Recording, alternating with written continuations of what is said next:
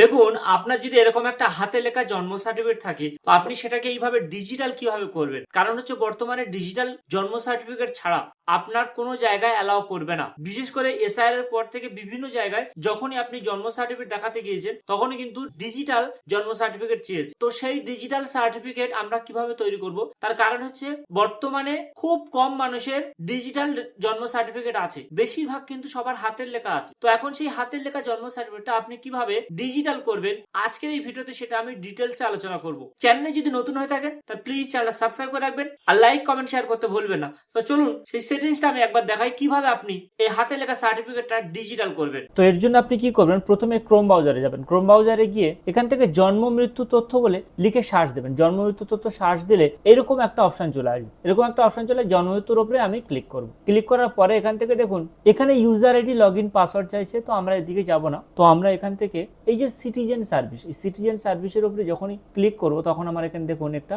Birth option চলে আসবে। তো আমি বার্থের উপরে ক্লিক করার পর ঠিক এখান থেকে দেখুন ডাউনলোড সার্টিফিকেট, তো আমি ডাউনলোড সার্টিফিকেটে ক্লিক করব। করার পরে এখান থেকে দেখুন এন্টার অ্যাকনলেজমেন্ট নাম্বার আর সার্টিফিকেট নম্বর, এই যে কোনো একটা নম্বর মেরে এখানে সার্চ করলে কিন্তু আপনার সার্টিফিকেটটা চলে আসবে। এখন প্রবলেম হলো এখানে অ্যাকনলেজমেন্ট আর সার্টিফিকেট নম্বর মারলে তবে কিন্তু সার্টিফিকেট আসবে, কিন্তু যাদের পুরনো সার্টিফিকেট, পুরনো বার্থ সার্টিফিকেট, তাদের কিন্তু অ্যাকনলেজমেন্ট নাম্বার বা সার্টিফিকেট নম্বর নেই। তো তারা কি করবে? তো তাদের ক্ষেত্রে দেখুন এখান থেকে এটা ব্যাক করে চলে আসুন, এসে এখান থেকে আবার দেখুন এই সিটিজেনের বার্থের উপরে গিয়ে এই যে no your acknowledgement number certificate number এর উপরে ক্লিক করার পরে এখানে ফার্স্টে দেখুন ইয়ার অফ বার্থ, অর্থাৎ আপনার জন্ম সালটা এখানে বসাবেন। তারপর হচ্ছে মাদার, তারপর হচ্ছে মান্থ অফ বার্থ, অর্থাৎ আপনার যে মাসে জন্ম হয়েছিল সেটা আপনার বা যার আপনি সার্টিফিকেট ডাউনলোড করতে চান তার। তারপরে এখানে বেবির নেম, অর্থাৎ যার জন্ম সার্টিফিকেট বার করছেন তার নাম। আর তারপরে এখানে কি বলছে দেখুন মাদার ফার্স্ট নেম, অর্থাৎ মায়ের প্রথম নাম আর বাবার প্রথম নাম আর মোবাইল নম্বর দেওয়ার পর এখানে আপনি একটা সার্চ করবেন। সার্চ করলে একটা ওটিপি আসবে। ওটিপি আসার পরে কিন্তু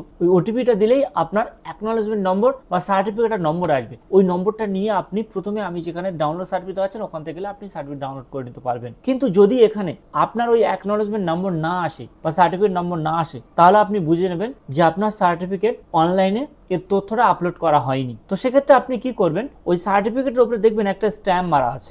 ওই স্ট্যাম্পের উপরে লেখা রয়েছে যে আপনার সার্টিফিকেটটা কোথা থেকে তৈরি করা আছে, কোন হসপিটাল বা পৌরসভা পঞ্চায়েত কোথা থেকে তৈরি করা হয়েছে, সেখানে কিন্তু আপনি ওই নম্বর ধরে চলে যাবেন, ওই লেখা থেকে চলে যাবেন। সেখানে গিয়ে আপনি আপনার সমস্ত ডকুমেন্টস নিয়ে সেখানে গেলেই কিন্তু তারা আপনার এই তথ্যটা অনলাইনে আপলোড করে দেবে। তারপর আপনার ফোনে এসএমএস আসলে কিন্তু অ্যাকনলেজমেন্ট নাম্বার চলে আসলে আপনি আপনার সার্টিফিকেটটা ডিজিটালভাবে ডাউনলোড করে নিতে পারবেন।